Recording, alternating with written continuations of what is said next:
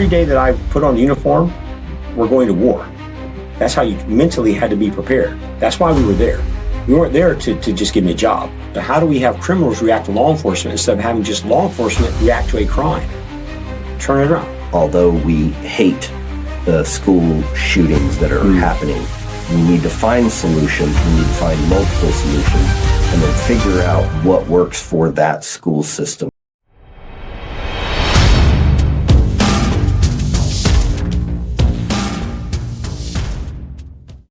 So Scott, welcome to the STEP podcast. We'll obviously also be including some of this in the On Switch podcast. You'll be a guest on both. Awesome. Yeah, so you'll definitely be the first for that. The two previous people that I've interviewed, actually, one guy lost 300 pounds. He was 500, lost 300 pounds. No surgery, no medication, no anything. Period. Wow. Just stopped eating garbage, started exercising. Good. Met a girl at the gym. This is right down the road where I work out. And she lost 285 pounds, same thing. They were both told by the doctor, you're going to die. You're way too, she's almost 4, she was 3, I think she said 385. Wow. And you need to lose weight. And now she's a personal trainer. And if you see her, as you'll see on the podcast, she does not look like she has ever been. Her head's in a better place. Absolutely. That's and what makes a that's difference. what they shared. Yeah. So with that being said, so our target audience for this podcast is going to be for families, for parents of these kids that are struggling, for parents that want to just get more active, go into the school board and have something to say, have some solutions to look into, to advise, whatever it is. And then, of course, to young men who are struggling. That's really when I thought of who I need to speak to on a podcast, the boys that are really being overlooked in our country are the ones who are suffering, and they're suicidal, they're depressed, they're constantly plagued with anxiety. And from all the statistics that I've heard recently, Gen Z, which is this generation, has the highest levels of anxiety, and it's off the charts. They've never seen such capable children who are so well actually educated and know so many things because of having Google and ChatGPT and everything at their literally in the palm of their hand. What's the age group of Gen Z right now? So Gen Z, I don't have the exact number, but after the millennial generation, now this generation is Gen Z. So with a millennial living in my house and being married to her, it's generation after that. So obviously not my son's generation. Who knows what they will be labeled now that we went from X to Y to Z. Where do you go? Double Z? I don't know. The reason I ask, honestly, Seth, is because the recruitment for military. You know the numbers. It's very difficult to find qualified applicants that meet the criteria to get into go to any boot camp. Right. And a lot of it has to do with anxiety issues, has to do with attention deficit, has to do with potential drug use, past drug use. A lot of it's just mental capacity, mental health capacity issues. It's a very, very low percentage that are actually eligible to join our military. That's a strategic issue. So anything that we can do as a nation to help that generation to become eligible, if needed, to protect our country, I'm all for it. Absolutely. So that being said, and obviously with your shirt, if you would kind of tell us a little bit about your background, and I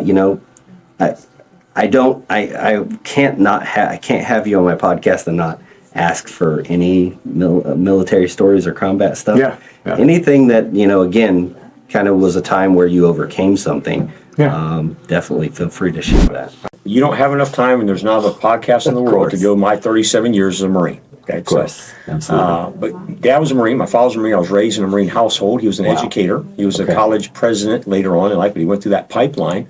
So I was always very patriotic. Always was interested in the military. And I joined the Marine Corps in 1981 to help pay for college. Bottom line. And that was before people were recruiting saying, hey, we'll pay for school. But it made sense to me. I went to Parris Island Boot Camp in 1981, enlisted. Loved it. I was motivated. I had 2 years of college, so I was very educated. Like I said, I've been raised in a Marine household, so I was disciplined. And I actually enjoyed boot camp. I'm one of the few in my platoon of 80 that ended up having about 60 in it by the time we graduated that actually enjoyed it. And it was just amazing to me to watch America's youth come into an environment where they're all different geographically, racially, politically, religiously, spiritually, whatever you want to call it. They were all different, but when they graduated on graduation day, they were one.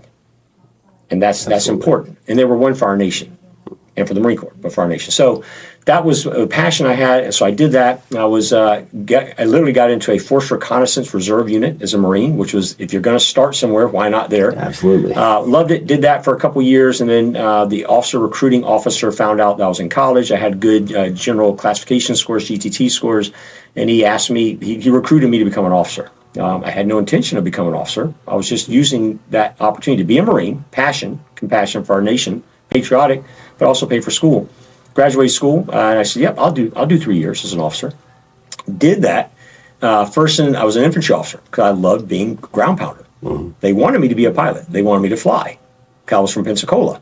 Oh. And so the whole other story there about how they were upset that I didn't become a pilot, but my passion was leading. It was leadership, not followership.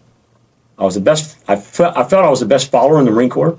I jokingly say that as a Lance Corporal, I could hide from the company gunny better than any other Lance Corporal in the unit when it came time for working parties.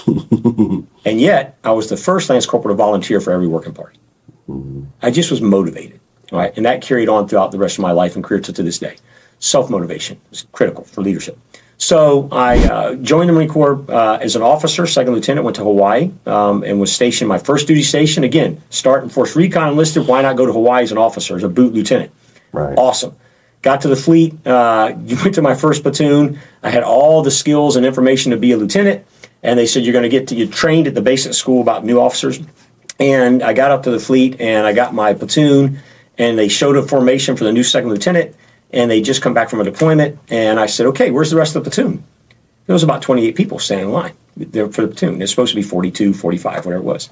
They said, sir, this is the platoon. I said, oh my goodness, I've got half a platoon. Where's my staff sergeant? Oh, sir, he's checking in. Okay, staff NCO, help the young lieutenant. He came in. I said, staff sergeant, he's an 0369, was infantry, staff NCO. Awesome, backbone of the Marine Corps, NCOs. I said, staff sergeant, so what's your background? Well, sir, this is my first infantry unit. Really? Okay. Let's talk about leadership. All right. I taught him about machine gunnery, about mortarery, about things, tactics, because he had been on barracks duty, he had been on recruiting duty, and he had done phenomenally. He was meritoriously promoted up through the ranks. He'd never been in a grunt unit. So we were a pair. Absolutely. And we were the best in the battalion, without question, because we were so motivated. I said, okay, your guide, your senior sergeant. Okay, this senior sergeant, you're going to have to help us. So I've never been in an infantry unit. Recruiting duty, barracks duty, they had to do their fleet time. So they all showed up. Anyway, it was awesome. Started that and just set a standard for all the units that I led in the Marine Corps, all the way through Major General, Division Command, of being the best at what you can do by taking care of each other, but accomplish a mission. If you take care of each other, you will accomplish a mission. If you understand the mission, you'll take care of each other. It really is a combination there. I'll fast forward. Sorry about that. So did 3 years at Hawaii, did deployments, Westpac deployments, Western Pacific on Navy ships, some of the last ones out of there, got to all across the Orient, American flag, flying in defense of our nation, forward deployed between wars. It was a Cold War. So we were, just trying to make sure people realize we're America. And we have the right and responsibility to protect our national interest whenever, wherever it best serves our purposes. So what time frame are you talking about? That's 1984 to 1987. 4 to 8. Okay, that was my first lieutenant job. I went to Parris Island.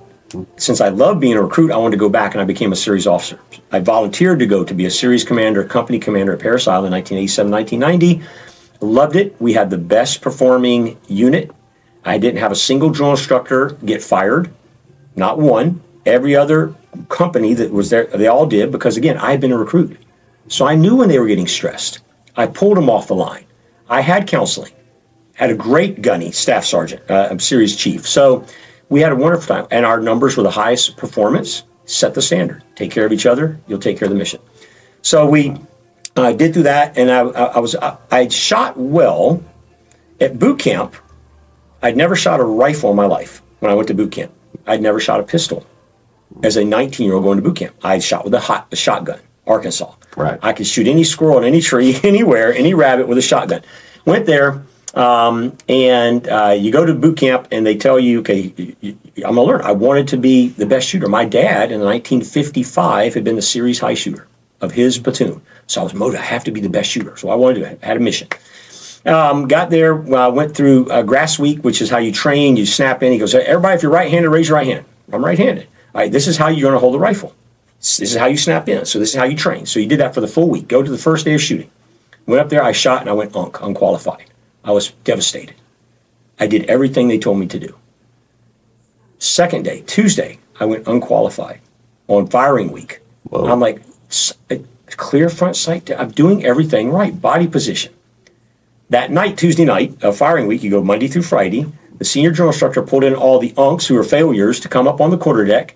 We did some incentive PT, training, push-ups, mountain climbing to help our brains get right. And he called in a coach, a shooting coach that came in and sat down with each one of us just like this, said, show me what you're doing. I showed him. He looked at me and said, your eye alignment's not right. He said, hold on, I'm going to do something. And he did the eye test. I'm left eye dominant. Of course. He said, tomorrow, on Wednesday, you're going to shoot left-handed. I had not practiced left-handed shooting. I'm literally almost in tears at night. Couldn't go to sleep because I thought I'm unqualified. I'm going to get kicked out, recycled back to the beginning. Mm-hmm. Horrible.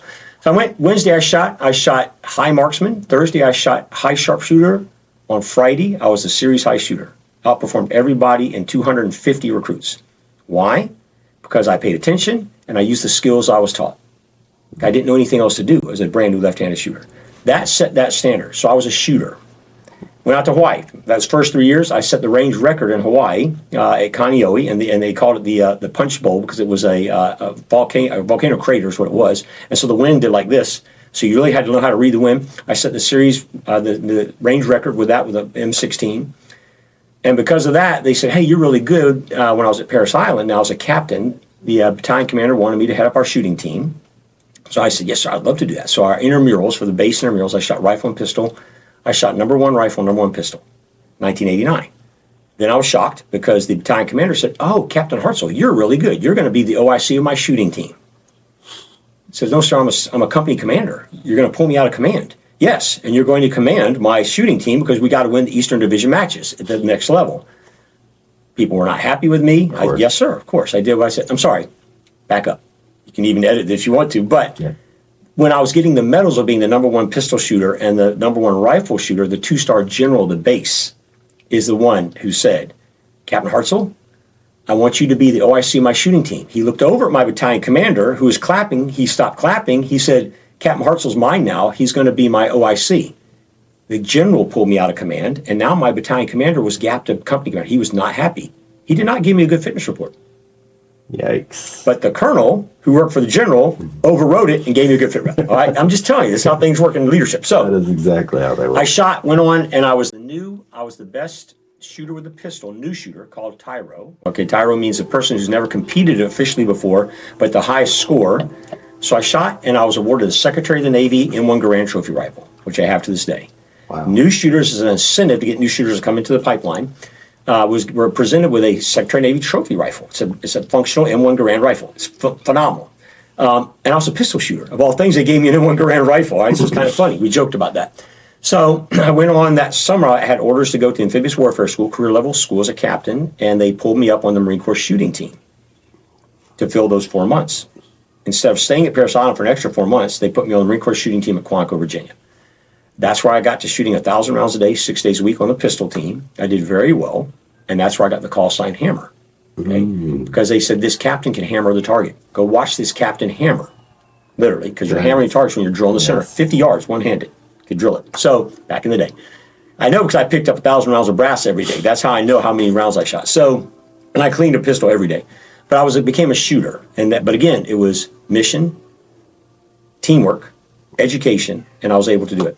Pulled out very well and got the call sign Hammer, got competition points, won medals, and I was the first distinguished shooter. You got distinguished level shooter, which is the top level for pistol. I was the first distinguished Marine Corps shooter to make general officer in over 60 years. Because usually when you're into the shooting competition, it's not good for your career. You don't stay in it long. Of course. I jumped in, jumped out. Worked out well. So Parris Island shooting team, the AWS, Amphibious Warfare School. Then I went to be a company commander, rifle company commander in 1st Battalion, 6th Marines, Camp Lejeune at the time. So it was called Camp Lejeune. Again, loved it. I was an infantry guy, background, recon Marine. I loved it. Did very well there. I was number 1 of 15 captains in the battalion. Absolutely loving it. And they made me the boat company commander for our Marine Expeditionary Unit Special Operations Capable, MUSOC unit. I was the boat guy, boat company. The hardest mission, dangerous mission. We had the best company. I had the best first sergeant in the Marine Corps. We rocked it. We really did. To this day, that was in 1991 to 1993. I was a company commander as a captain. And to this day, there's about 70 from that rifle company we still stay in touch together. Because we survived danger. We worked together as a team to accomplish a mission. We never failed anything. Phenomenal. Let me ask you real quick, because I got a couple quick questions. Your grandfather was a Marine, and your father? My grandfather was in the Army World War I, was on a ship ready to ship overseas, and the war ended, so he got to come home. Okay. My father was a Marine in the 50s. I'm a Marine. My older son's a Marine. Of course. Yes, it's in the family. You didn't shoot a rifle or a pistol growing up with a father? And then on a farm, we had no pistols in our house. We had a shotgun. Yeah. My dad didn't own a pistol. He had a shotgun. My grandfather, he taught me how to shoot with a Sweet 16 Browning automatic shotgun all day long. Wow. Yeah.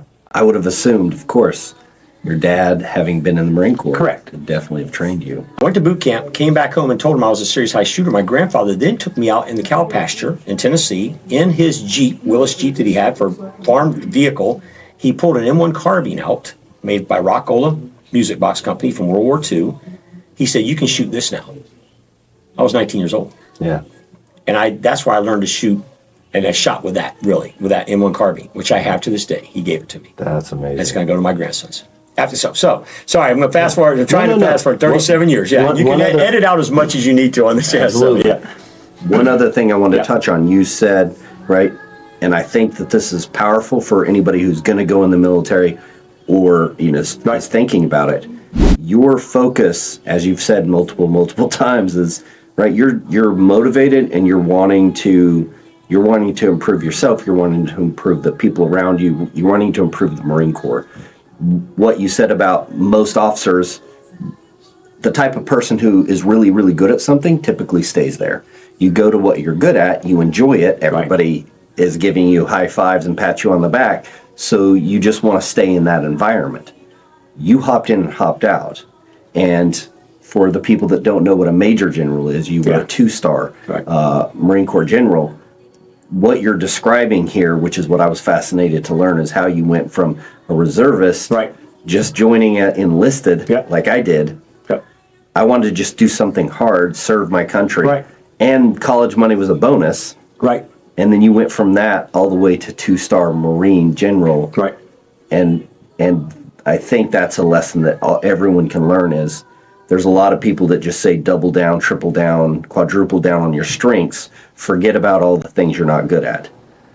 I disagree, and I think your background and your experiences, to me, what I'm hearing is the same. It's you're wanting to continue to learn, you're wanting to continue to grow and improve, and again, improve the people around you, bring other people into the fold and train them.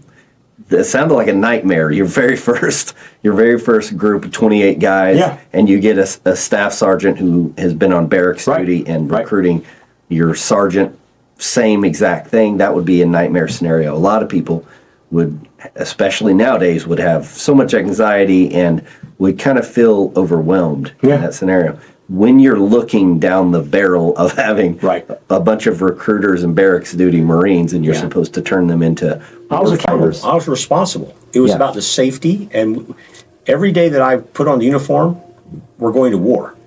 That's how you mentally had to be prepared. That's why we were there. We weren't there to just give me a job.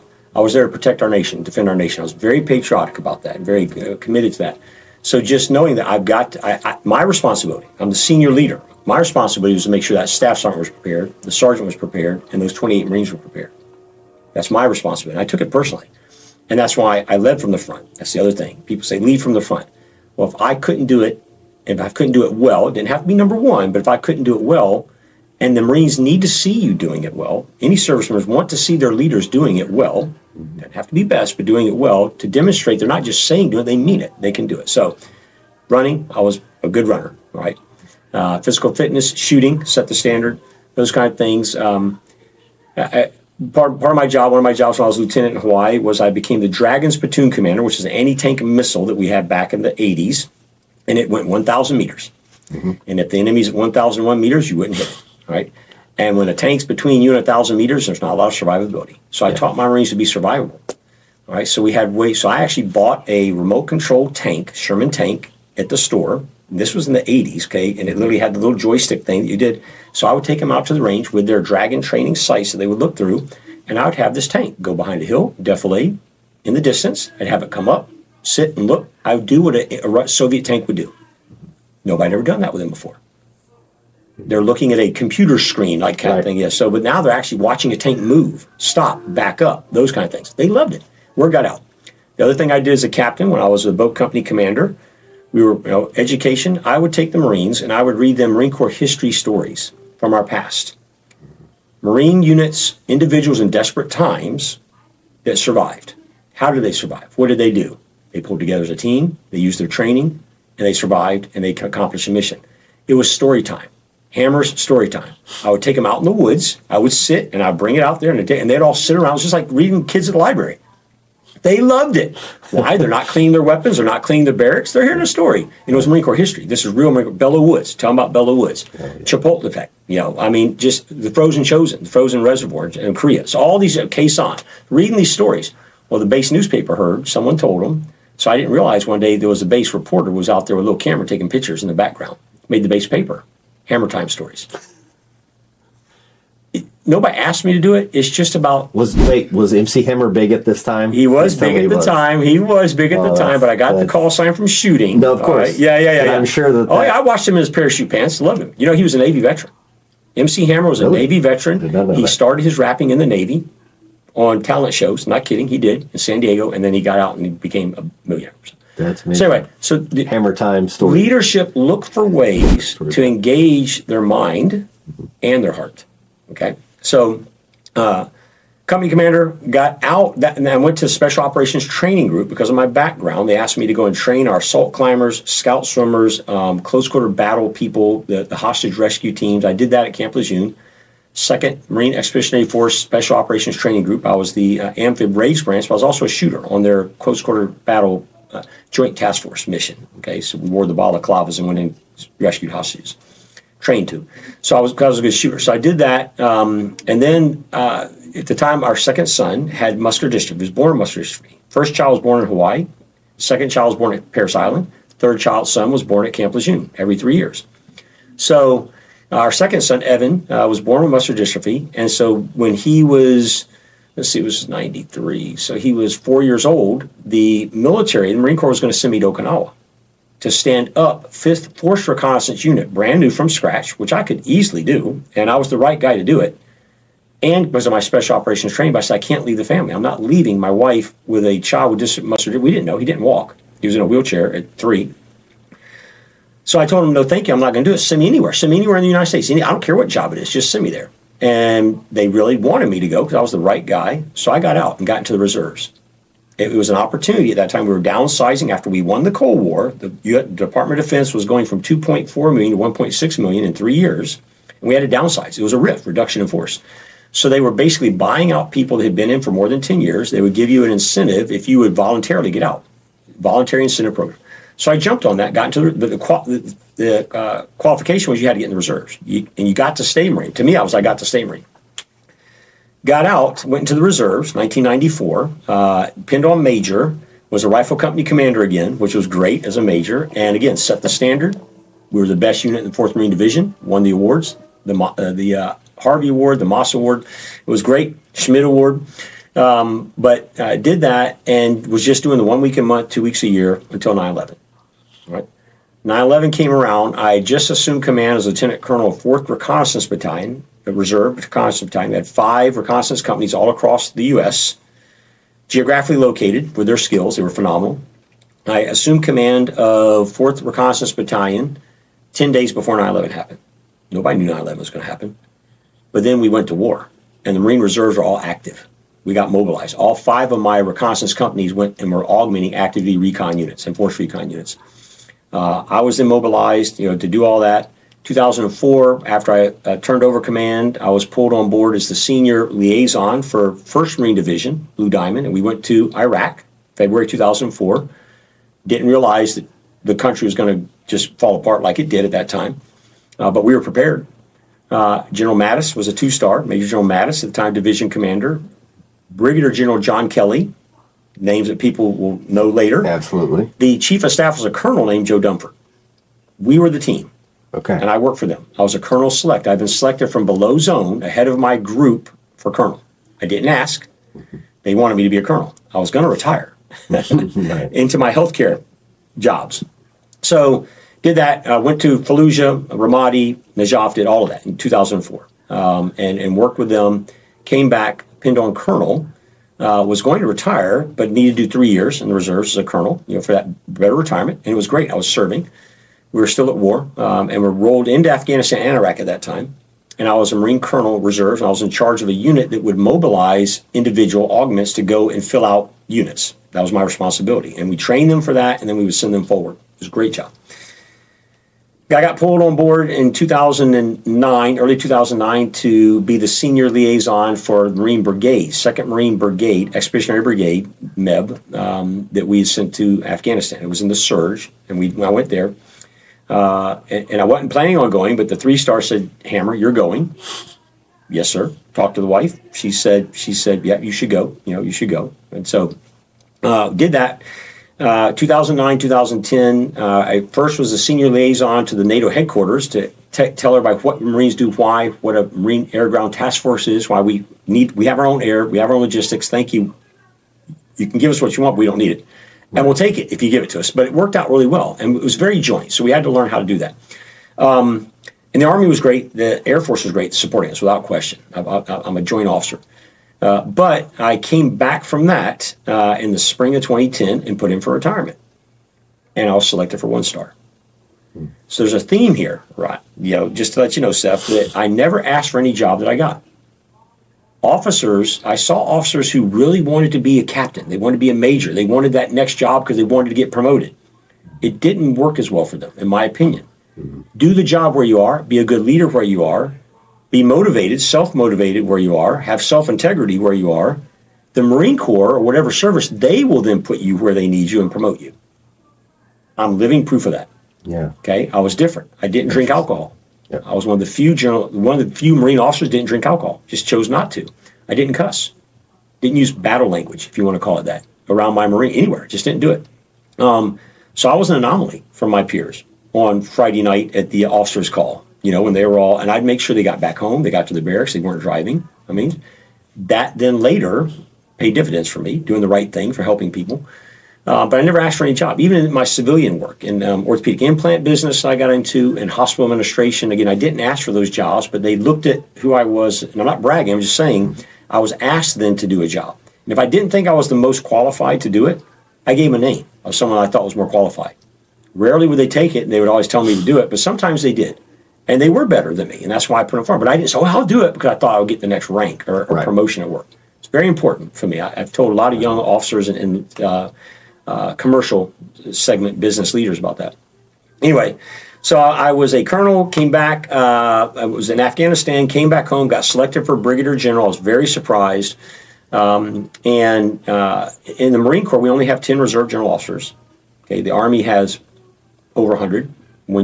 And the Navy has over 100. The Air Force has over 100 when you pull in their reserves. Okay, we have 10, right? Reserves. So and you're going to go on active duty orders. You just know that. So you don't accept it. I did not put in for 1-star. I did not put in a package requesting to be a 1-star. Again, I was selected by the board because of my background, and I was told by the Commandant of the Marine Corps, "Congratulations, you've been selected for 1-star." I called my wife.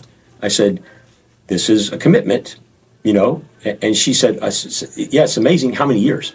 She wanted to know how long before I was done. That was the question. And I said, "Well, it'll be 4 years as a 1-star. I didn't count on the other 4 years as a 2-star. Anyway, I rambled. So anyway, so I became a one-star, was able to go right back into the fight as a deputy commanding general of a Marine Expeditionary Force. We were deploying Marines at that time still, well, to Afghanistan was the focus of effort then, but also holding the South China Sea, North Korea, all that. We had a lot of Marines forward deployed. So did that, and then was selected to be the division commander of 4th Marine Division, which is in 37 states. It was 4 regiments at the time and 17 separate battalions at the time, 18,000 Marines and sailors. And at any given time during the 2 years I was commanding general, we had Marines forward deployed on 5 continents at any given time. You have to lead. So I would go and visit our Marines in Tbilisi, Georgia, that were there training. I went to Jordan. I went to Sicily, Italy, that had the reaction force during Benghazi. I went after the fact. I went to talk to the Marines because they were very angry. They were upset that they didn't get put into the fight to save our American lives. So I knew where that was coming from. I had to go talk to them. I didn't want them carrying that burden. Right. So I had to sit down and have school circle, hammer time. Right? Yeah. So story time. But that was my leadership style. And my sergeant major that I was blessed with, the reserve division has a reserve, almost always on full-time orders, 2-star. The chief of staff is an active duty colonel. The sergeant major of the division is an active duty sergeant major. My sergeant major was Sergeant Major Bradley Castle, Fallujah Hell House, Navy Cross winner, the one that ran in to save his Marines, and he did, save their lives, shot 7 times, maybe 9 times with a 7.62 AK rounds, 113 grenade fragments to his body, and lived. Wow. Navy Cross. I really believe one day it'll be Medal of Honor. He had volunteered to be my division commander. So when we traveled around the world, I went to Korea for exercises. We went to Thailand for exercise, Australia. We went everywhere, all over the world, because we're 5 continents. They didn't care about the 2-star general who was prior enlisted Mustang. They wanted to see Sergeant Major Castle because he was a hero. He was a living hero. So anyway, blessed with good people. All right, and build your team. Always choose wisely. That very first platoon I had in Hawaii with a new staff sergeant, a new senior sergeant guide, I fired 2 squad leaders who had been there for a long time, but they would not accept the fact that they had a staff sergeant who was new that didn't know. Didn't matter to me. I gave them the opportunity. I counseled them. I gave them about 90 days. I wrote their fit reps, and one of them quit. He literally quit, came in, took his corporal chevron, threw it at my feet. Said, "I'm not doing this." I said, "That's right, you're not. You're done." He's like, "No, but," I said, "No, you don't come and throw your chevrons at me, corporal. I was Lance Corporal. I wanted those chevrons." Oh, he started tears. Anyway, he's gone. I didn't need a leader like that. It was about him. That's dangerous. So when you're more. So anyway, that carried to me. You also, as a leader, you reinforce the success of people who are good. You counsel those who need to grow in their success, and you can do that as a good leader. You self-assess yourself, but you also have to move people out of the way when you're preparing for war. It's a no-fail mission. You can't just be nice and kind. You can be understanding, but you can't just be nice just because. You have to be. I'm accountable. Okay. If I was just doing it for me, it was about my career. I didn't care if that sergeant. No, I felt if they call us tomorrow, we're going to be ready. So anyway, a little bit of an aside, but that's part of leadership too. Absolutely. And that it's not as easy to do in the civilian community, okay, by HR standards, but you still need to. You need to move them out of that position of authority if they're going to cause an effect on the mission. Okay. So, and it's your accountability to do that. Yes. So you better be smart enough to understand what is going on, right?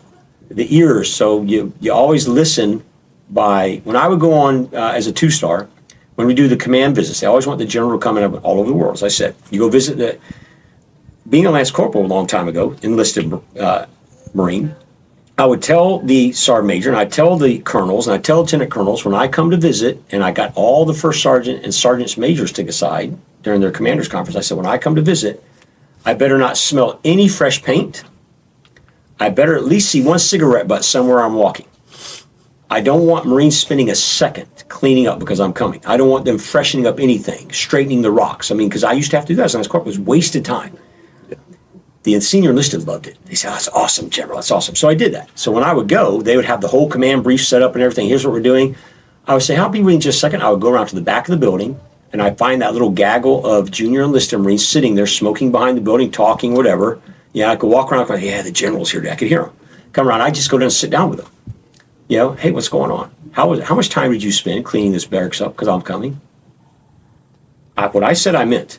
Yeah. A couple of times, there were some people that didn't follow my instructions, and that was no longer a first sergeant of that unit. I had to set a standard. Yes. Had to set a standard. So, and it didn't happen after that. So anyway, you asked for 37 years. So anyway, so I did the Marine Corps, did the 4th Marine Division, 2012, 2014. We sent Marines to war. I rolled from that into a joint job as a flag officer, which is Admiral or General, and I was stationed at Pacific Command, U.S. Pacific Command, based out of Hawaii, but it covered the whole Indo-Pacific. That was our responsibility.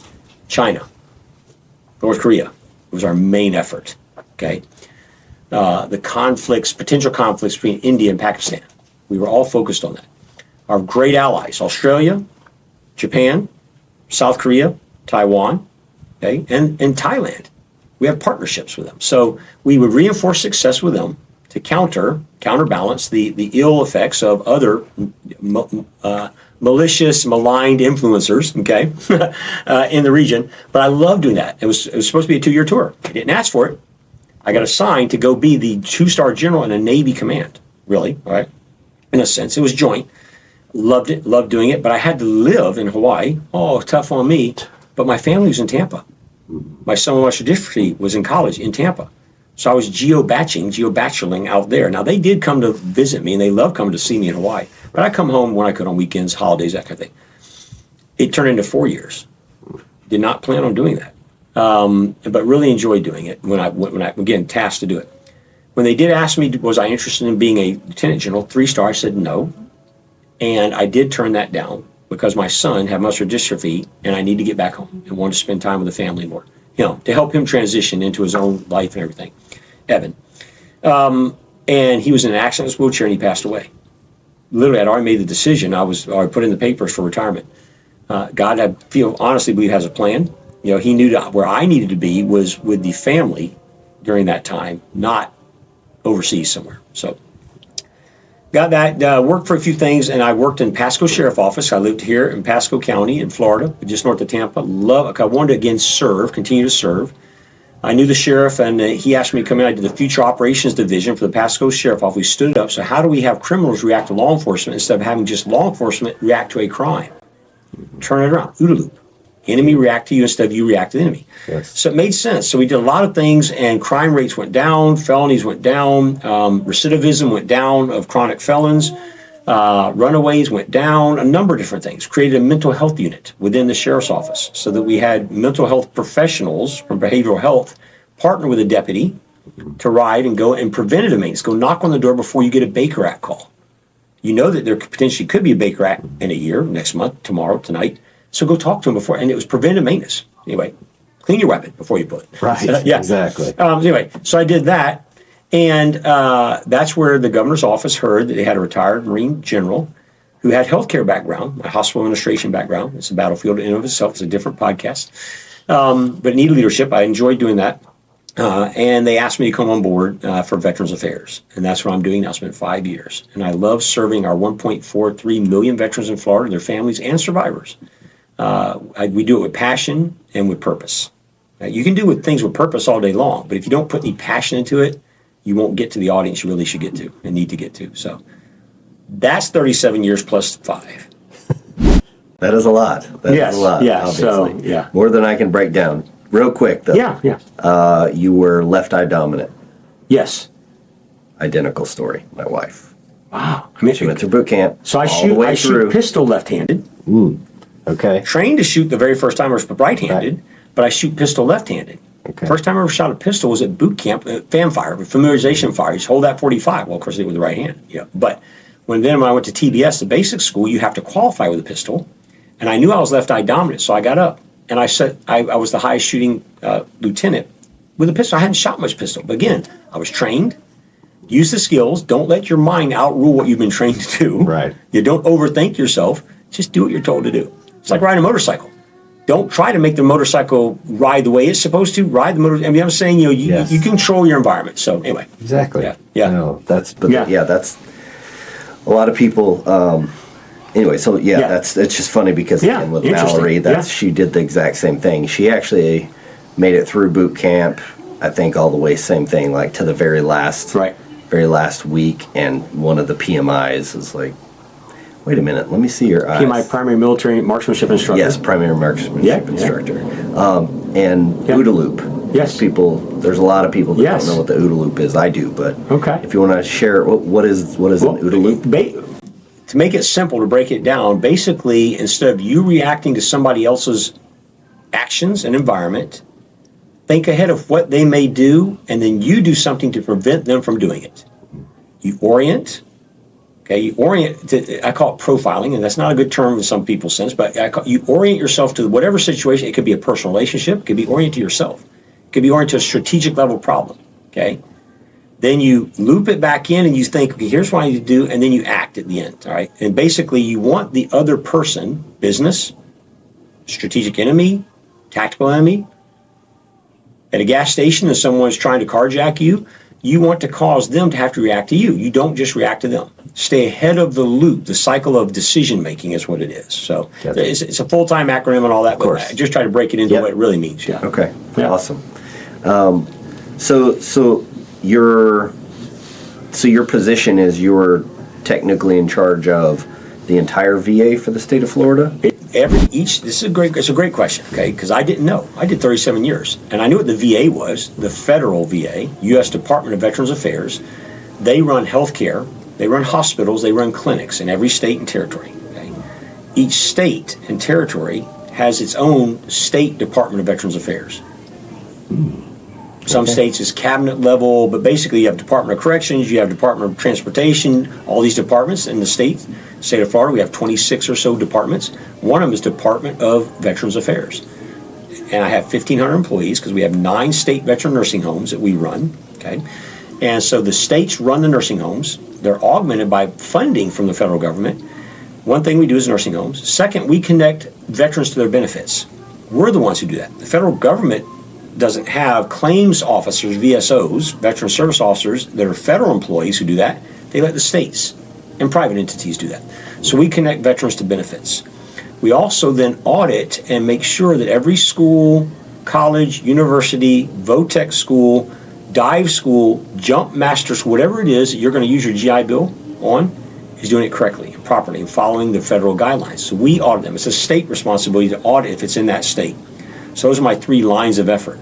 Healthcare, benefits, and then auditing the schools. That's really what we do at the State Department of Veterans Affairs. We're large because we have a lot of veterans in Florida. Most of our employees are focused on the healthcare side of our nursing homes, but also have state veteran service officers all across the state that are signing up people for benefits.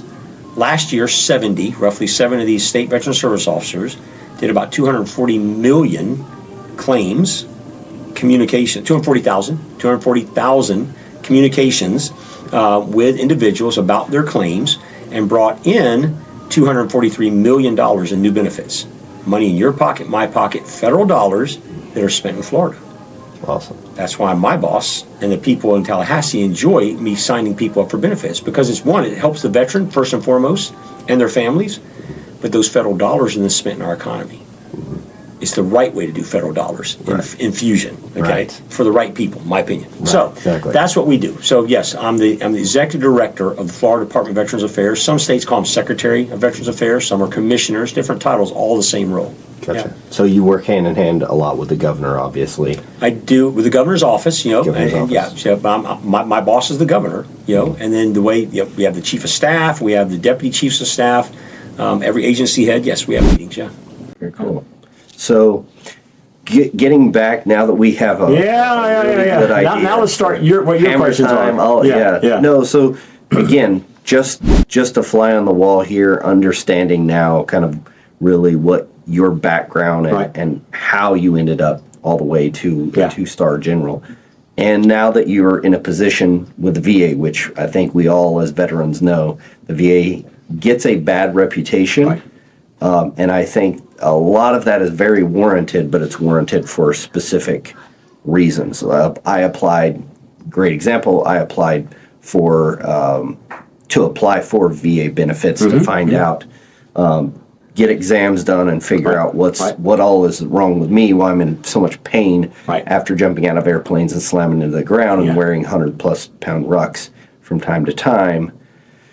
And the VA sent me back, this was in Oklahoma. The VA sent me back a notification. Yeah, your medical records are lost. Okay. And no recourse. Right. Okay. So then a few years goes by and I do it again, same thing. Then another time, and then they tell me that time, actually, we think yours were burned in a fire that happened at in Missouri or something. St. Louis, Missouri. St. Louis, Missouri fire. It was, yeah. Yeah. So that's what they told me. And it was just like, yeah, better luck next life. I don't like, so that's where I was at. Not in Florida. That Right. didn't happen here. So the DAV, Disabled American Veterans, they sent an email. Yes. And 2 weeks later, I got 3 copies of every document that I'd ever had, Right. both in the Marine Corps and in the Army, Right. When I'd switched over. So that was fascinating to me. It was frustrating, obviously, being a veteran, having to deal with that. So when you're talking with veterans who are frustrated, you're now at the level to where you're able to make an impact. But again, there's different levels to the VA. Right now, at this moment, as I'm learning that, I didn't know that. Most Americans don't, and as part of my mission is education and awareness. So we are the LNO, the liaison between the federal government and the veteran. Right. Okay, that's what we do. So we're the person you call, like DAV. DAV does what we do for claims. We just do claims, service benefits claims. We also do healthcare. So we're the ones who say, okay, Seth, what did you do? What did you file for? They told you what? Okay, hold on. Okay, you're good. We got you covered. Here's what you need to do. And you file. We basically advise you. We're free advice. Don't hire a lawyer because you're going to end up paying them a lot of money to get to the same end state, the same mission success, different team. Use the right team to get to the end state. All right, mission success. So, So I every time I hear this routinely, I do, and veterans get frustrated. There's 10% that are just angry, and it may have worked fine. They're still just angry people. That's okay. Yeah. I focus on the 90%. I reinforce success. So but if you don't talk to someone and you're frustrated as a veteran, that then can lead to mental health issues. It can, and it does. And so that's why I'm focusing on mental health. I'm focusing on women veterans, 2 areas of Vietnam era veterans, female veterans are less likely to raise their hand and say, I need help, I would like help, would someone talk to me about? For whatever reasons, it's just the truth. I'm just saying, in this it's house, a fact. We literally have 2 Marine veterans. One has applied for their benefits and slogged through the marshes I'll to get talk there. to her. The other is still It is, coming. because again, and don't ask someone if they're a veteran. Ask them, did you serve in the U.S. military? They'll always say yes or no to that. Interesting. Many will say no to being a veteran because, especially female service members, because they think of veterans that World War II, Korea, Vietnam. Those are veterans. Those old people. Veterans Day, Veterans Parades, gray hairs. There's a lot of people that look at it that way. I mean, subconsciously. So I've changed in our applications across the state with hospitals. When you're checking in the ER and they're going to ask questions, DMV, say, don't ask them, are they a veteran? Ask, did you serve in the U.S. military? It's simple, and it's amazing. It's pull the shot group in. Right. It makes a difference. Genius. I shared that with other states, and people are doing that now. They are. Other people have done it, but I'm just saying it just made sense. So reinforce success. So, there's a lot of work there with claims. Like I said, think about it. 70 people doing 240,000 conversations like between Scott and Seth. That's what they do every day. And they're all veterans. They have to be veterans. Almost all of them are combat background veterans. They have a passion for working through bureaucracy. Our governor of the state of Florida, his passion is working through federal bureaucracy in order to get what you need and what I need. Yeah. Don't have the federal bureaucracy tell you what you're going to do and do, if your heart and head aren't there. So there's a lot of things that are going on in this state that Absolutely. way. So if there's, let's talk now directly to those young men. Again, you mentioned mental health, and I think a big part of the upcoming, it's already here, of course, with Gen Z, with the millennials, like there was a significant spike. I'm the very end of Gen X.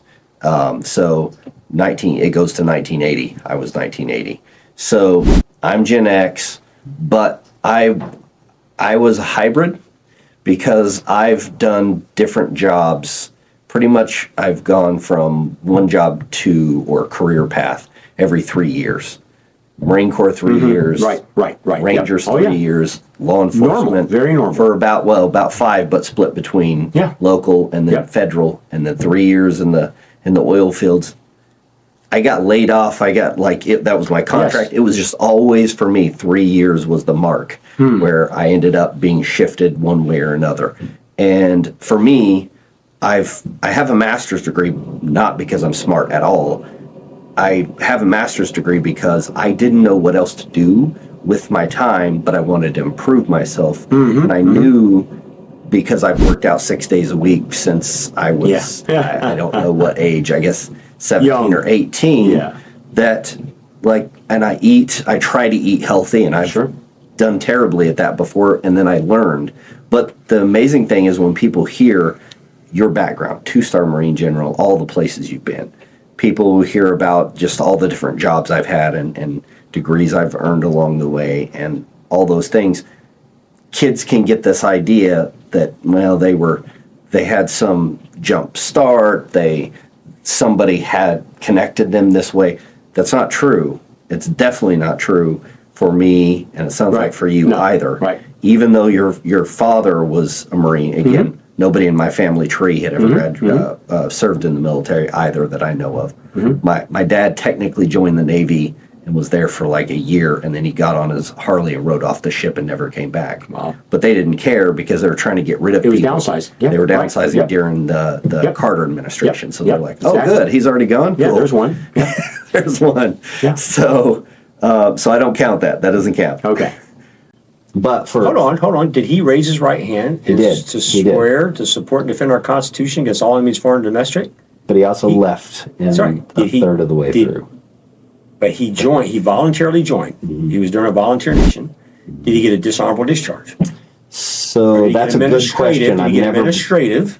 I don't know what it is. It easily could have been an administrative discharge. Again, if they were downsizing the needs of the service, thank you.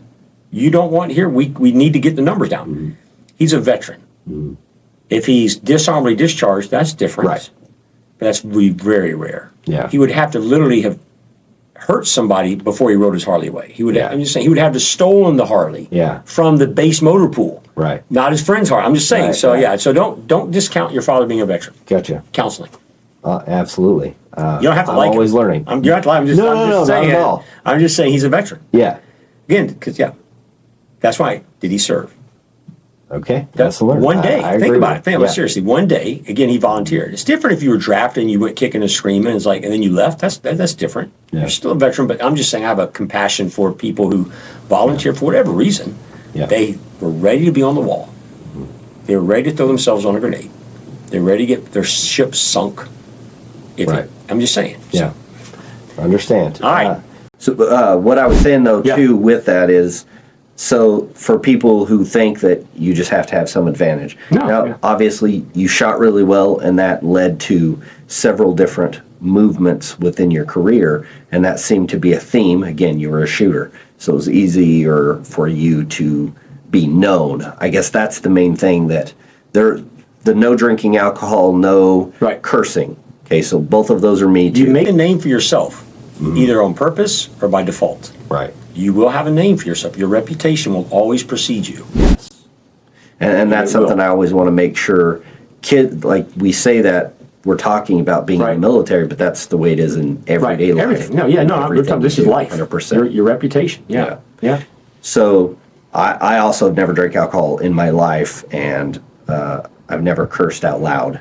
I did curse when I was 8 years old. Now, I didn't say I never drank in my life.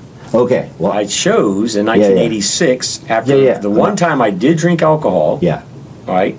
As a second lieutenant, it was at a big party in Camp Fuji, Japan, and they said, "Hey," everybody was happy. They liked me. They wanted to give me. I wouldn't drink beer at all, but they gave me some mixed drink. I don't know what. So I drank that, and I was sick the next morning, and I felt embarrassed. I said, "I'm never doing that again." I just chose not to do it. So I did. Okay. But I made a choice, Right, but my point there was just that your reputation, for me, it was the opposite. For me, the guys I was always the designated driver for, they appreciated that. Yes. But typically, people looked down on me Yep. And there was definitely many times. I'm sorry, I got to catch up. All right. Yeah. This is your podcast, but I'm the interview. Okay. Go right ahead. As a lieutenant, Camp Fuji, okay, the officers, the platoon commanders had the beer quota. Each week, that next lieutenant, there was 5 lieutenants, you were the one that had to go sign for the beer for the company for the weekend parties. When it got to that time, when it was my turn, I didn't want to sign for alcohol. I didn't believe in drinking alcohol. I didn't want to see my Marines get drunk and get put into the brig. Right. So I traded duty to take the extra officer of the day watch duty, which was a great trade. They would love to go sign for beer if I took their weekend duty. I did that. My company commander, who was a captain, who wrote my fitness report, okay, he didn't like the fact because he was an alcoholic. Vietnam veteran, good leader, except when he was drunk. He didn't like the fact that I was not wanting to do what everybody else did. He ranked me last out of the 5 lieutenants in a scoring tree. You have 1 through 5. He ranked me number 5 of 5. In my written section, best leader in the company. I was the best leader in the company, but he ranked me last because I wouldn't buy beer. That could have affected my reputation. The battalion commander again then said, no, he is the best leader in the company. That is what went to the next board. Okay, does that make sense? Yes. So it will have an effect. You'll have an influence, and people will look down on you. People will be frustrated with you, but do the right thing in here for yourself. And in the long run, I truly believe it'll work out best for you and others around you. Absolutely. And that's... I mean, how would I have been self-compromised if I had bought beer? And then sure enough, one of my lance corporals had drank and then got arrested by the Japanese police and was in a brig and couldn't go home. Right. That would have sat in here with me. All right. So that's why I just didn't do it. Absolutely. Sorry to cut you short. But so from the lance corporal's perspective, right? Yeah. For me, being lower enlisted Yeah. and being with the guys who, again, most all of them are wannabe alcoholics at that point. They drink alcohol every chance they can get their hands on it. Yes. And again, it wasn't the guys that knew me and the guys that took the time to have a conversation with me once knew that it was all my background, it was my raising, it was my belief, and I just wanted to stick with it. And that to this day is why, like, I've never tried, because I learned early on in life from a family tree that most all were in alcoholics and drug addicts. My older brother's an alcoholic. Yeah. I watched it affect his life. Same here. So I watched all these people sitting around drunk, sitting around with hungover, doing anything they can to find money to get drugs. Yep. And I thought, actually, I don't want to do that. Right. And then once I carried that forward in my life, even in high school, I became known as that kid that I'll come to the party and I was too. Hang out with you for a few minutes, but ultimately you don't end up staying too long because everybody else is drunk and you're not drunk. It's not fun for you. It's not fun for them. It's fun to watch for a short time until they get ugly. Right. Yeah. Later on in life, though, a random story, but I did go to a party from work and everybody was drinking. I think it was like New Year's. Yeah. And I was just an outgoing person, so I was the guy who just tried a handstand by myself, just to walk on my hands, knocked over the nativity scene and decapitated baby Jesus. So everybody remembers. And were then accused of being drunk. Then they accused me of being drunk. I was like, no, I decapitated baby Jesus. Very totally sober. Totally sober. So the whole thing is, right? Just because there is peer pressure. You're going to be pulled in. Yeah. Because you stick out for something that may be looked down upon. Maybe one person, your boss, might not like you, but when time comes to lay people off, when time comes to promote people, when time comes to figure out who's going to lead this next team at your organization, what you'll find out very quickly is the person who's responsible, who's always coherent, always there on time, just the bare minimum of those things, you will be blown away as you grow up, seeing how hard most people have difficulty just getting the bare minimum, showing up every day in the right uniform at the right time at the right place. If you can do that, you will already stand out. Anything that you do above and beyond that will automatically change perspectives. I tell people all the time now, I mean, I do tell people, they say, how did you make general? How did you make general? because it's 1% selection rate of all the kernels. 99% of the kernels, think what they had to do to become a kernel. Right. They don't make general. Okay? You have to stand out. All right? And I told people, here's how I became a general. I showed up for work consistently. I didn't get in trouble when I was at work or after hours work. Right. And I did the right thing at the right time. Personally. That's how I made general. I fully believe that. Because I have a lot of peers that made general. Even generals get in trouble and they get fired. Oh, yeah. Because they didn't do the right thing at the right time. Okay? Those other 4 lieutenants of the 5 lieutenants, they all came to console me when they heard that the company commander had bagged me on my fitness report. They didn't think it was right. My platoon of Marines, sir, that's awesome. You stood up. Yeah, you did the right thing. They would literally throw themselves on grenades for me. All of that against one person who was unhappy. Don't let your heart and mind be controlled by the one. Yeah. Do the right thing for the majority. And you touched on something there. There was a time period for several years there where many high-ranking officers were being fired, were being caught having had extramarital affair, whatever it was outside, like say outside of their actual job. They compromise their personal integrity. Yeah. Yeah. Now here's the funny part of the end of that story. Second Lieutenant Hartsell, Captain S, I'll just say Captain S. He made Major. He made Lieutenant Colonel. He made Colonel. He was I would have done anything. He was a great leader. He said I was the best leader he had. Great leader. Lieutenant Colonel, I made Brigadier General. He did not. Guess what? When I was a 2-star, I ran into him. Really? At a Marine Corps reunion function. Colonel! What did I call him? I called him Sir. Because he was Sir to me. He was my senior. General, don't call me Sir. Sir, I'm so proud of you and you did great and you were the best leader I had. I didn't pull him aside. Remember when you gave me that bad fit rep because I wouldn't buy beer? Right. Why do that? Right. I'm saying. But they totally flipped around, do the right thing, right time, right place, show up, and it comes back to pay you. You can call it karma, whatever you want. Yeah. But he then came back, rightfully so.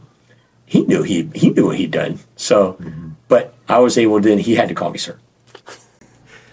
That's another life lesson right there. The opportunities that I've had, to rub someone's nose in it, for lack of a better phrase. Never a good idea.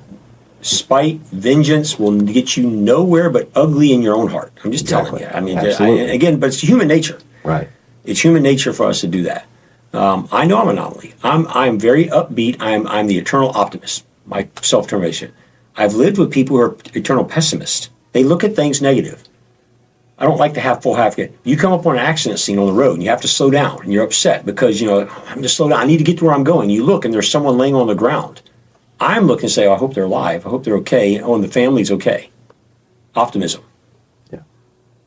Someone else sitting in the same car can look and say, well, they shouldn't have been driving. I bet they weren't paying attention. I bet. Pessimist. Right. Yeah. That lives with you in here. I'm just saying. So it's not easy. I mean, you have to work on it. You do have to work on it. Yeah. And that's what I would say, agreeing with everything you said there.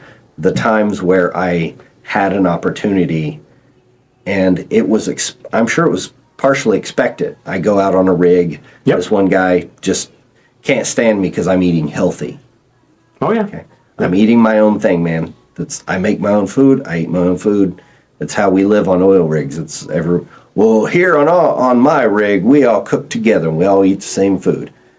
Okay, that sounds like something that would be good to me, except they're not eating healthy at all. Right. It's like super unhealthy. Yes. And I don't want to do that. And then, lo and behold, 3 rigs later, three rigs later, I'm on the same rig as this guy. Yep. Now, this guy has went to the doctor, and the doctor said, you're going to die. Yeah. You have to change the way you eat. Right. And again, now here he is having to eat his own crow, because I'm not rubbing his nose in it.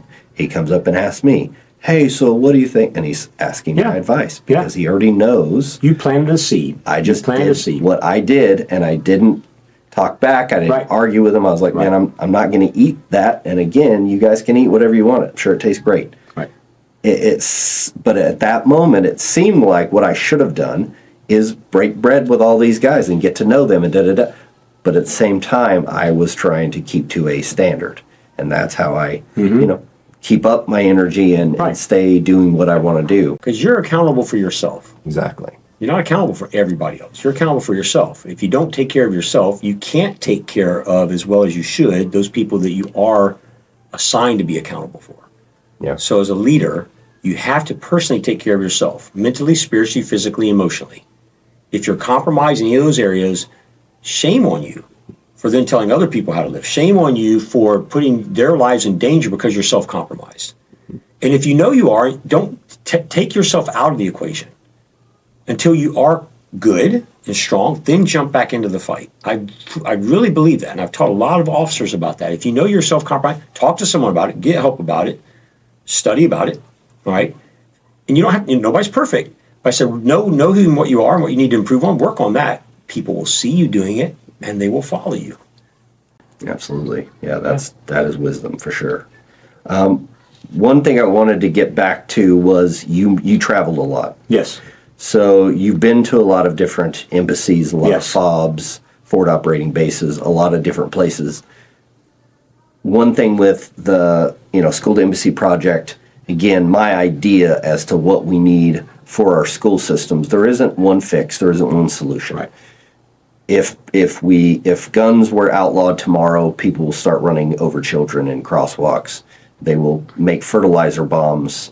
I was in Oklahoma. Yes. During the Oklahoma City bombing, there's always going to be a way for mass violence. And although we hate the school shootings that are happening, we need to find solutions. We need to find multiple solutions and then figure out what works for that school system for that in order to do it. So there isn't one Band-Aid that the government can decree and then it's going to fix everything. Ultimately, on the other side, so let's stick with that. So that being said, you've been to all of these different places with different levels of security. What would you say to somebody who, just say a parent, who's, just frustrated with, especially having, worked on the high end where you know that there's bureaucracy, you have to work around that. What would you say to just your average parent who has kids, they're concerned about their kids, they just don't know what to do. They know that there's a school board, they know school boards make decisions, and that's it. And they don't even know where to start with that to secure their school and their kids' safety. What would your advice be to just your... Again, as a parent, you're accountable to yourself because you're accountable for your children. So self-accountability in this environment is education. As a parent, get educated. What is the school safety plan? What is the potential threat? And then make a risk assessment. So we call it risk assessment. The school has a good plan, a decent plan. The risk is less.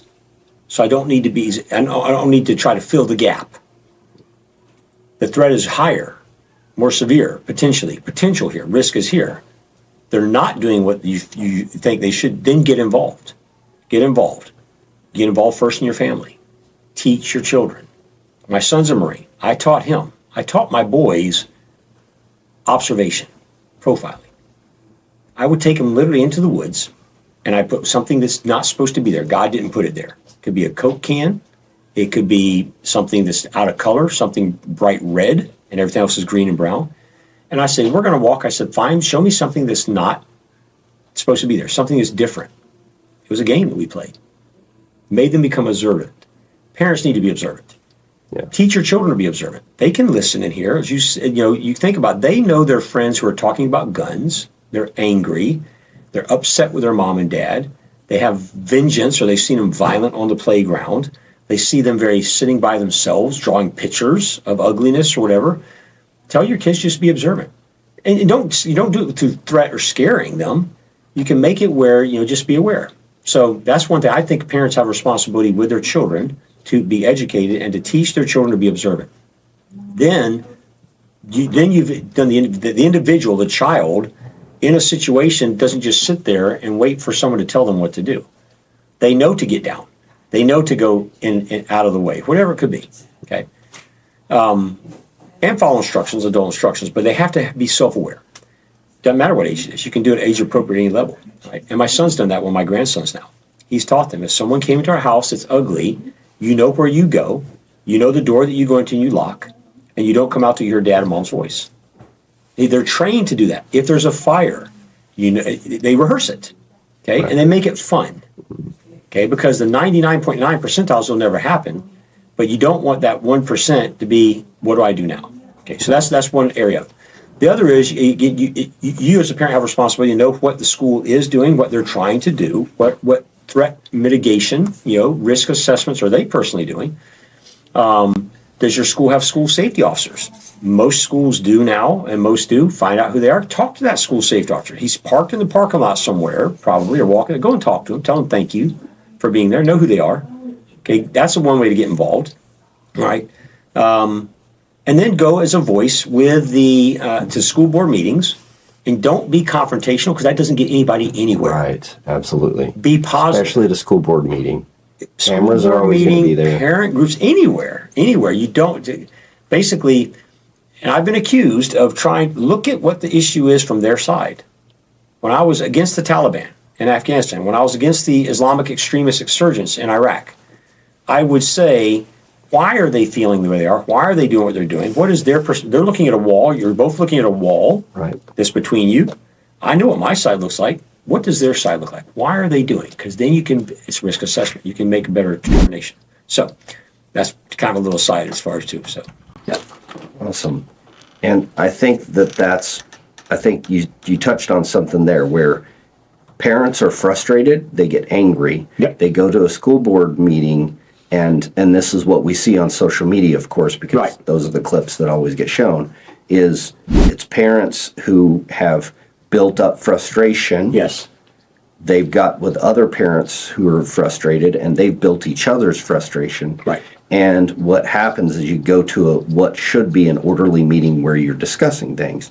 And ultimately, if the school board isn't doing their job, you need to work as a community to get different people in there. Board. Right. Something, you just talked about before, which I loved, and from Lance Corporal, I wanted to do a somersault when you just said you went to a place and you didn't have everything perfectly, all the trees are primmed, everything's repainted, because so much time is wasted doing that.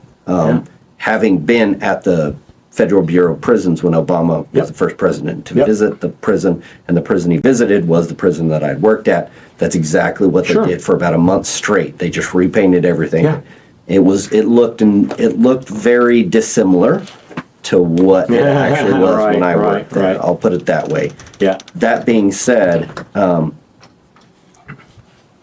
you made sure that first sergeant who didn't listen to you had a different role, and you replaced him with somebody who would listen to you and again would use that time effectively. And hold it on. But why was that important? Because everybody who worked there knew that the first sergeant wasn't going to do what the general said. Right. He was making the junior position change for the senior position, which he doesn't know why I'm doing it. He doesn't have to know why. It's good. You do try to explain things to people why. The why is very important. It really is. But the morale of his unit would be better if they didn't paint and chip and do all those kind of things. And that was what I cared about. The end state is morale. Talking about a school board meeting. If there's negative energy in the meeting, what is the goal? What's the end state? What's the mission accomplishment for the meeting? It's to get to better protection for the children. Mm-hmm. If you're devolving into anger and negative energy, you'll never get to the end state. So if you really want to keep your children from being safe, go to a school board meeting and raise all kind of cane.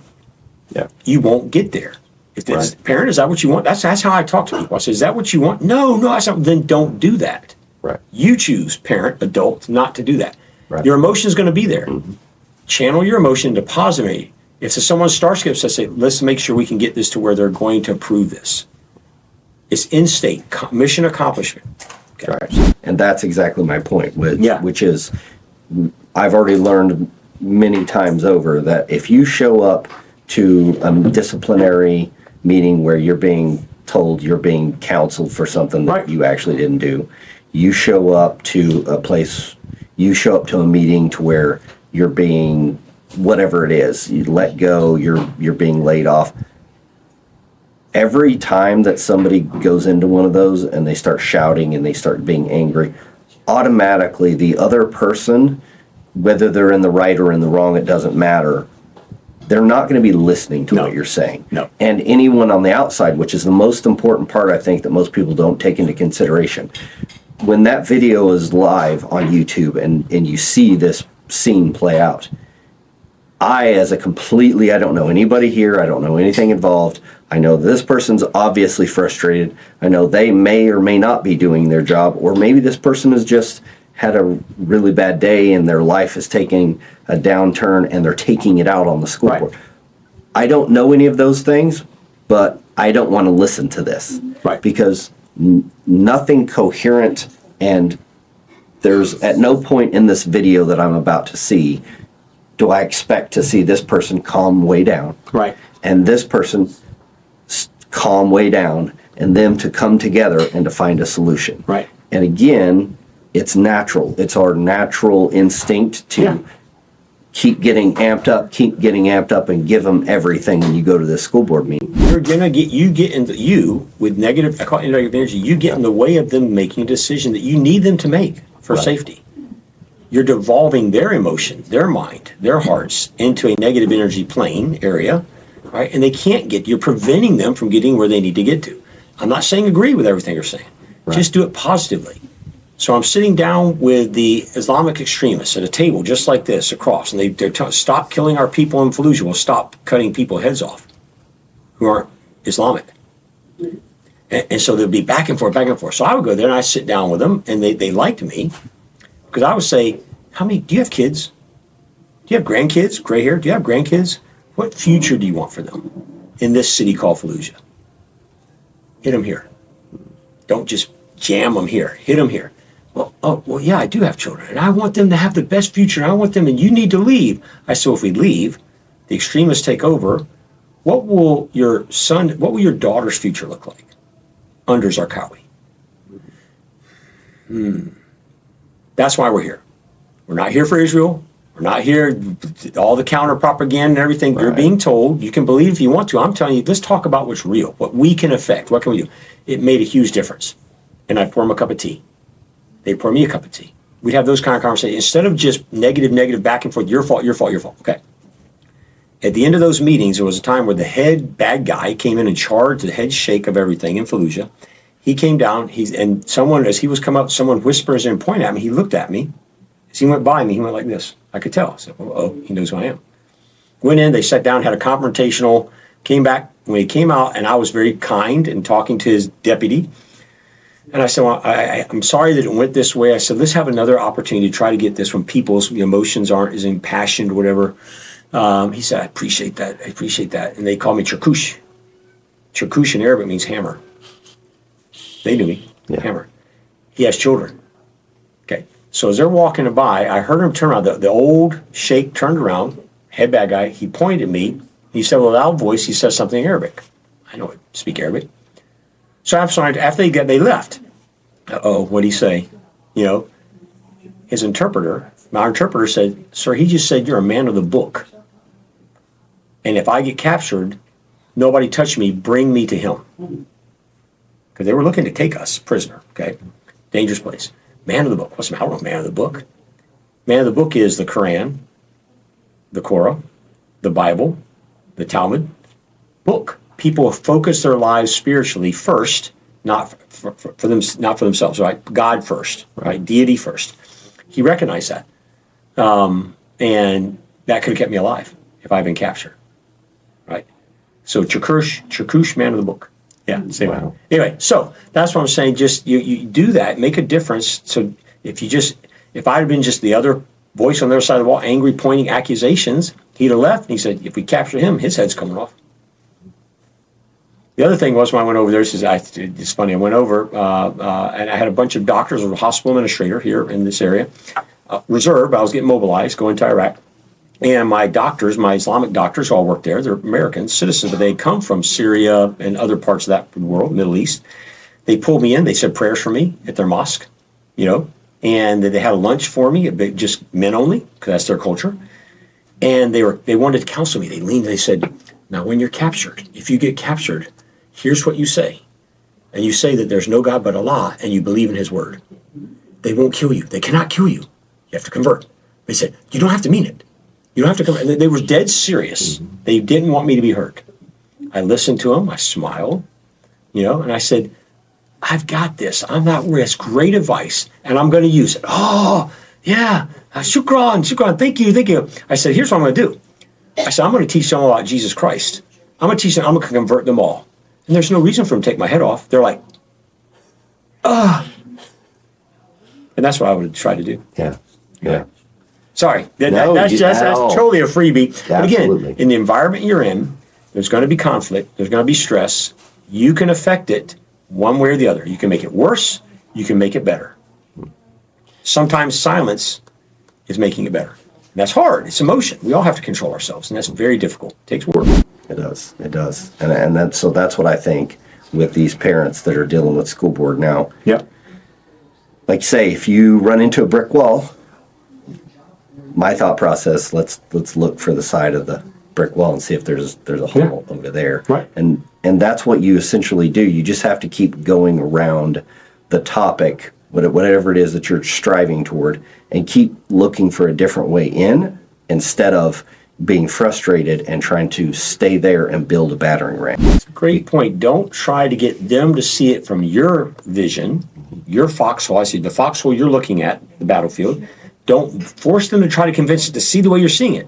Try to see it how they're seeing it, to see the same thing in the middle you're trying to get to. That always works better. Absolutely. It's human. It's psychology. It is. In the right way. Mm-hmm. Yeah. So, all that being said, I know that you do have an appointment today. Yes. Yeah. Is it at noon, correct? Yes. Okay. Yeah. It's 11:45 right now. It's a phone call. I'm good. It is? Yeah. Okay. So, last quick question, though. I do want to wrap it up. Last question. What would you say to our young men who are struggling right now in this country and really feel like, because what they see on social media is not trustworthy, it's negative, the algorithm is taking a lot of people down paths that they wouldn't normally go, but they keep seeing the same things and it keeps making them more angry, because we've already learned, sadly, the movie The Monsters, Inc. taught us what we need to know about our current world in 2024, which is you get more energy out of making people laugh, but there's a huge group of people who are like, no, we need to scare them, because we are good at scaring people, and it always works. It's reliable. Fear is reliable. Boot camp, you can either teach someone to follow out of fear, or you can teach them to follow out of respect. In the long run, respect always will be better than fear.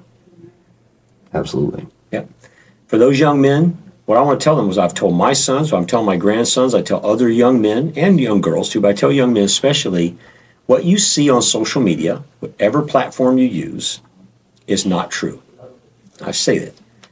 If you, Seth, were going to put out what you are, who you are on social media to share with other people, are you going to put your worst day? Are you going to put how ugly things are in your life? Or are you going to make everything look perfect? You're going to make everything look as good as it possibly can be. You're going to change. You can actually change the way you look now with AI and other things. You can tell people that I have 70 friends if you don't have a friend. People don't know. That's what they're seeing. So people are making things look better than they are on social media. It's understandable. So young men realize, if you see it, it's not always the truth. Because what would you put about yourself? Just ask yourself. That's exactly what's happening on the other side. So there's a false thing that's being built up out there, a false hope of, I need to be like everybody else. I need to be as good as whatever the name is, or I need to be able to do what they're saying. Okay? Trust me. Old man, gray hair, survived many wars and culture. They are not telling you the complete story. All right, so just know that going into it. Now it's fun to watch this, and they say and everything, they show their dance video, they're singing, whatever it is, telling the best joke they've ever told, but how many jokes do they fail at to tell the best joke? So think about it. Understand that, in your environment, young men, that there's always going to be false narrative out there. I'm not saying it's bad, it's wrong, it's just reality. Understand that's reality.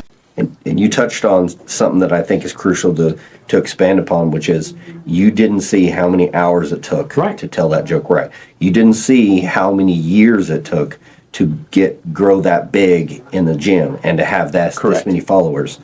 With the podcasting, I'm starting a new podcast. Yeah. I don't expect to be polished. I don't expect to be Joe Rogan. Unfortunately, kids these days look at the number one in the world. The standard. They set everybody get to that standard. And they set that as the standard. And anything other than that is failure. Right. Whereas for me, my goals have always been a very simple goal that I can reach fairly quickly. And then everything after that is just extra. Did I ever want to be a general? No. I wanted to be a good leader, wherever I was at, and I wanted to keep people alive and keep their hearts good. And because of that, I kept getting promoted. All right. So that makes a difference. Did I know that 99.1% of colonels weren't going to make general? Of course. It's been that way forever. So do you count on the 99% or the 1%? You count on 99%. Anybody would. And then if you're thrown to the 1%, you do the best you can with what you got. Right. Okay. Last thing I do want to say is, this is how I live. It's not easy. You have to work on it.